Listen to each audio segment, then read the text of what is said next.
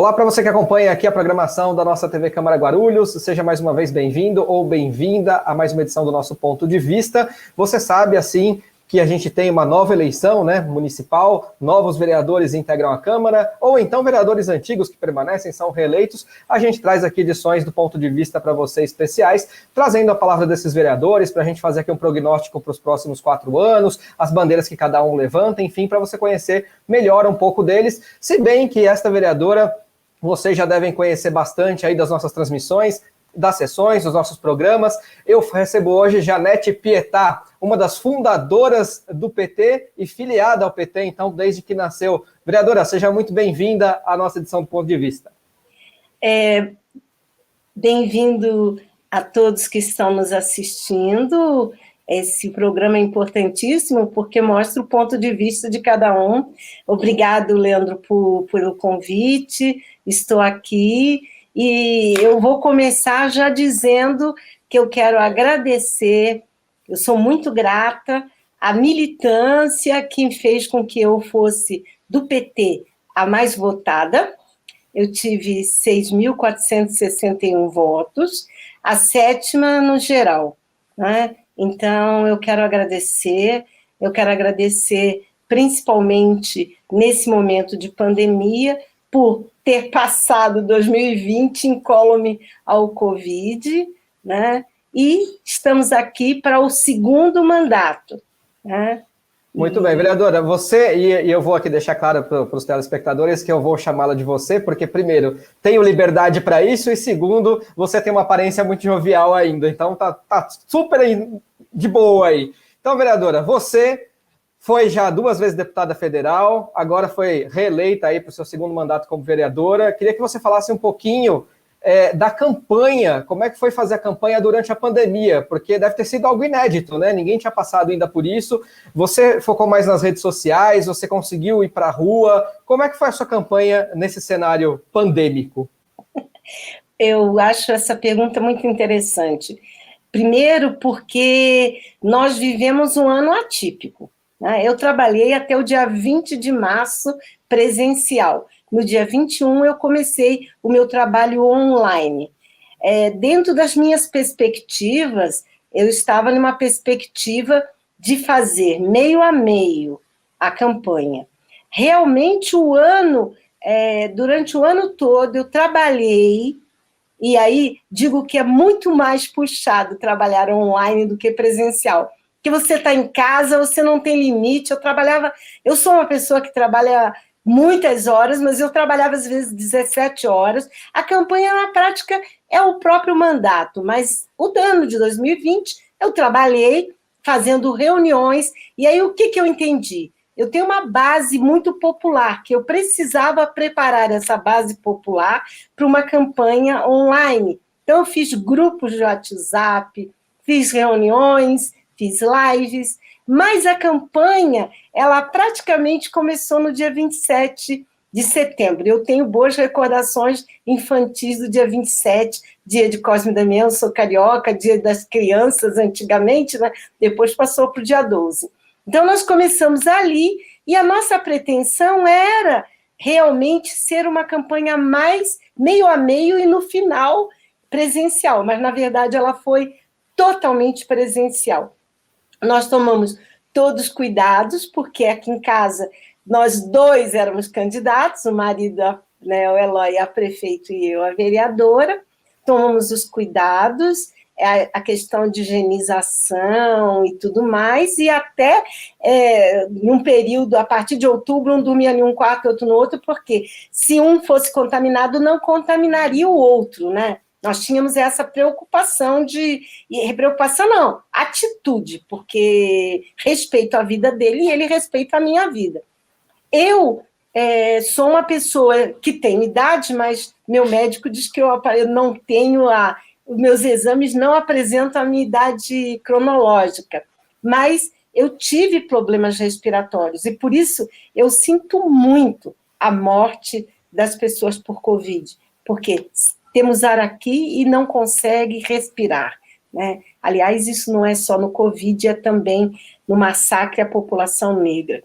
Então, nós tomamos todos os cuidados, nem o Eloy nem eu pegamos o Covid. E nós trabalhamos presencial. Agora, eu estou tentando moderar o trabalho presencial com o trabalho online, porque, infelizmente, o abuso do fim do ano teve repercussão. Mas foi isso, eu acampei no centro, tinha uma barraca no centro, e eu procurei fazer algumas reuniões, mantendo distância, higienização, mas foi uma campanha, eu posso dizer que 99% presencial. Bacana. E deu resultado, tá aí, reeleita com 6.461 votos, bastante expressiva a votação, inclusive. Vereadora, desta vez, para a Câmara, 7 mulheres foram eleitas, né, para essa gestão. Na gestão anterior eram 4, agora 7. Talvez a perspectiva seja aí de um aumento a médio e longo prazo, quem sabe, né? Como é que você vê a eleição dessas 7 mulheres? Você está contente com essa representatividade? Claro, ainda precisa trabalhar muito, mas você vê como eu, que esse cenário pode ir aumentando aos poucos, a participação da mulher politicamente falando? Bom, é uma das minhas lutas e é uma das minhas bandeiras, né? A participação da mulher na política. É lógico, o meu sonho é que nós cheguemos a 50%, porque nós somos 52% da população. Mas, hoje, nós somos presente na Câmara em 20,6%. Ainda não chegou a 30%, né? Seria excelente se tivéssemos chegado a 30%. Mas está em um crescente. E eu acredito que nós, vereadoras, temos que fazer um trabalho de formação de novas lideranças com um compromisso com a causa da mulher. Porque pode ser mulher e não ter compromisso com a causa da mulher, né? Então, esse trabalho faz parte dos objetivos do meu mandato. Eu chamo mandato porque eu tenho uma equipe, nós somos equipe, discutimos juntos, planejamos juntos, é lógico que nas questões polêmicas, no fundo, eu decido, né? E sempre eu procuro também na minha assessoria ter uma porcentagem 50%, 50%. Esse é o sonho. Mas trabalhamos com o real é 20,6%. Para isso, a mulherada precisa de se empenhar no sentido de formar novas lideranças comprometidas com a causa da mulher. Aproveitar que eu emendar 2 perguntas aqui em uma, já que estamos nesse tema. A sua luta sempre foi muito reconhecida na cidade de Guarulhos, né, vereadora? Eu queria que você falasse um pouquinho da experiência na gestão anterior, participando da Comissão da Mulher, né, como presidente, e participando também da Procuradoria da Mulher. E esse ano você não está em nenhuma dessas 2 comissões, mas com certeza a luta vai continuar. Então, que você falasse um pouco dessa gestão que você participou da Procuradoria e da Comissão da Mulher, e dentro desses órgãos, como é que você viu a questão da mulher na cidade de Guarulhos? Os aparelhos para receber a mulher, os aparelhos para tratar das causas da mulher, as casas de apoio, a delegacia da mulher. O que você pode dizer desse cenário da mulher na cidade e sua atuação nesses 2 órgãos, que a gente pode chamar assim? Primeiro, eu acho que esse meu atual distanciamento das comissões é porque eu percebi claramente que a gente pode trabalhar nas comissões ou fora das comissões. E também houve por parte de alguns membros do governo no legislativo, uma certa forma, um desconstruir do que eu estava construindo. Porque, na verdade, a Procuradoria Especial da Mulher, eu trouxe para a cidade quando deputada federal, porque isso surgiu em Brasília. E nós estávamos montando uma equipe capaz de atender as mulheres. Quais seriam as necessidades? Nós precisamos de uma advogada, no mínimo uma. Nós precisamos de uma assistência social, de uma assistente social, de uma psicóloga, para dar estrutura a esse trabalho, porque a mulher que sofre violência, ela precisa desse estofo, né? Quer dizer, dessa base para poder superar nessa questão. Infelizmente, nós começamos tendo advogadas, lutei para ter um aplicativo onde a mulher que sofre violência pudesse entrar em contato conosco, começou a haver mobilização das mulheres, participação das mulheres, mas o poder constituído não agradou, porque, na verdade, a violência contra a mulher não é só violência física, sexual, psicológica, também surgiram problemas de assédio, tanto na casa quanto fora da casa, e isso incomodou ao poder constituído. Então, eu sinto pena que a Procuradoria Especial da Mulher hoje não tem a estrutura que nós conseguimos lutar. E eu lutei permanentemente para que essa estrutura aumentasse. E, por exemplo, que na outra casa nova tivesse uma estrutura para receber as mulheres, para poder ter sigilo, porque nós temos um cubículo na Câmara para reuniões com mulheres, e quando chega uma mulher que sofre violência, ela precisa de privacidade. Então, trabalhar com mulheres exige muito ter aquele acolhimento, ter privacidade e ter medidas efetivas. Ao nível do Estado, é uma negação. Por quê? Porque uma delegacia para quase 1.400.000 habitantes é uma temeridade, né? A região mais violenta, que é Bom Sucesso e Pimentas, principalmente Pimentas, não tem a delegacia. Eu acho que das metas seria ter essa estrutura mínima, né, para poder atender as mulheres. Mas eu não quero falar só. E na Comissão da Mulher, eu procurei, por exemplo, algo inusitado, eu trouxe aquele fórum de direitos humanos, eu trouxe jovens para discutir o direito dos negros, da juventude negra, fiz audiências com a questão da mulher para construir um plano de direitos humanos que eu entendo que a mulher não pode ser tratada como um apêndice, mas tem que ver na globalidade como assegurar direitos às mulheres. Mas eu gostaria de dizer que, veja, eu falei das mulheres e dos negros. Eu acho que essa atual... nós vamos encontrar vários desafios esse ano. E aí temos que trabalhar com o plano A, numa situação de mais ou menos normal, ou plano B, numa situação de pandemia séria, que parece que vai evoluir para isso, porque as pessoas normalizaram algo que é invisível e que é muito fatal, né? Então, entendo, por exemplo, eu já estou fazendo, eu ontem mesmo fiz uma reunião de preparação do mês de março, né? E nós queremos ter muito claro que o atual presidente, ele é inimigo da mulher. E por isso nós achamos que queremos o impeachment dele, ou fora, o Bolsonaro, porque ele não respeita as mulheres, precarizou a questão da saúde, precarizou o atendimento às mulheres vulneráveis. Ele, aliás, precarizou. Aliás, é uma filosofia do Estado neoliberal, que é um Estado mínimo, né? Então, eu queria dizer que ressaltar que eu sou uma vereadora que acompanha o calendário das atividades. Por exemplo, em janeiro nós tivemos o Dia do Respeito às Religiões, a todas as religiões, principalmente as de matrizes que não são respeitadas. Eu tenho um projeto de lei para a questão do Dia de Oxum e nunca foi colocado na pauta. Eu espero que o atual presidente trabalhe com imparcialidade e procure colocar na pauta todos os projetos e não só os projetos dos amigos ou da base, né? A segunda questão é que nesse fim de semana nós vamos ter o Dia da Visibilidade, Dia Nacional da Visibilidade Trans.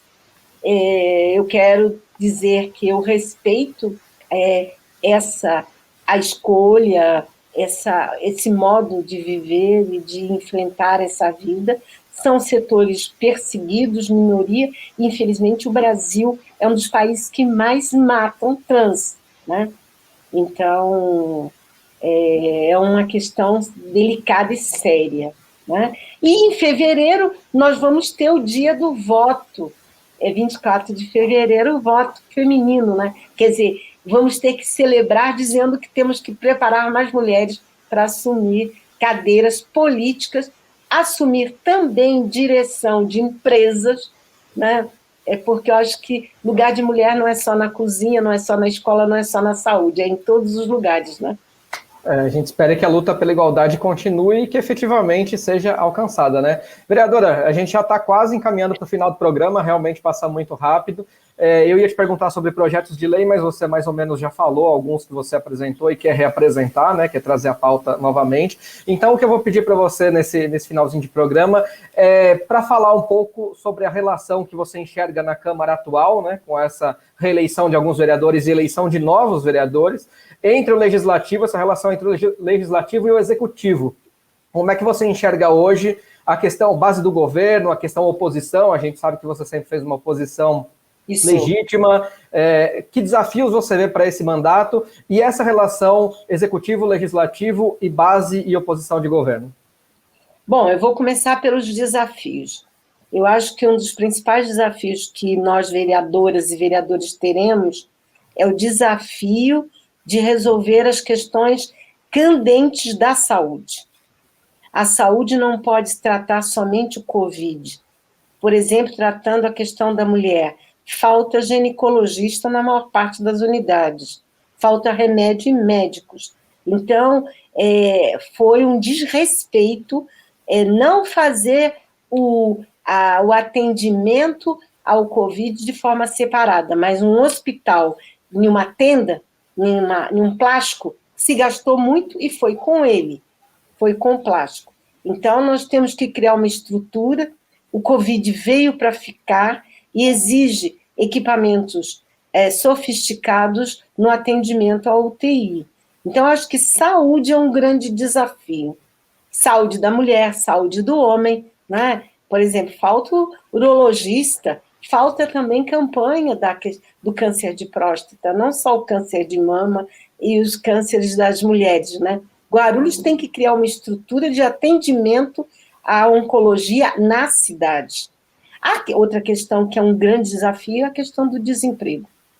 Nós vamos viver um profundo momento de desemprego. E aí eu quero tratar dois exemplos muito fortes. Ao nível nacional, a Ford, e ao nível municipal, a preparação da desestruturação da ProGuaru, que eu sou contra e vou buscar formas para reverter esse quadro. Por quê? Olha, a Ford, no Brasil, na Argentina e no Uruguai, vai demitir 5.000, aproximadamente, trabalhadores. Em Guarulhos, nenhuma penada, nós vamos tirar o emprego de 4.700 trabalhadores e trabalhadoras. E para uma empresa que presta atendimento, isso é para mim muito grave, né? Muito grave.